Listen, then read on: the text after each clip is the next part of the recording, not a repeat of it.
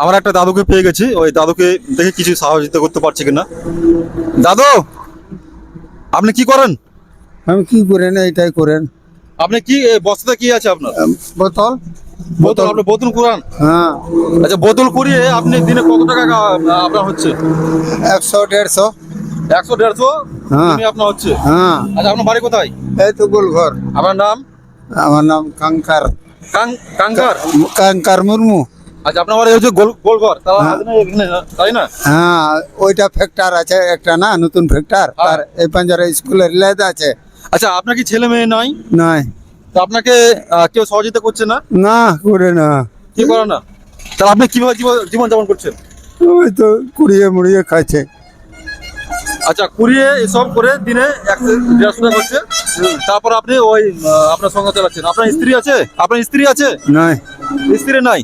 দেখুন দাদারা, এই এই বয়স্ক লোকটা, জানি না জাত ধর্ম এখানে কোনো ফ্যাক্ট আসে না আমাদের কাছে। আমরা চাইছি আমাদের সমাজ সেবা এবং লোকের পাশে দাঁড়ানো কাজ আমাদের।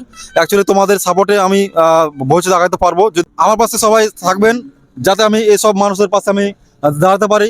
এবং যদি আপনারা ভালোবাসা আমাকে দেন, তাহলে এইসব লোকের পাশে আমি তাদেরকে আমি ভালোবাসা দিতে পারবো। তাছাড়া কোনো রাস্তা নাই। আমি আপাতত এখন দাদুকে কিছু খাওয়ার জন্য আমি যতদূর সমর্থন, এখন প্রথম হিসাবে আমি যতদূর পারবো আমি দিব দাদুকে।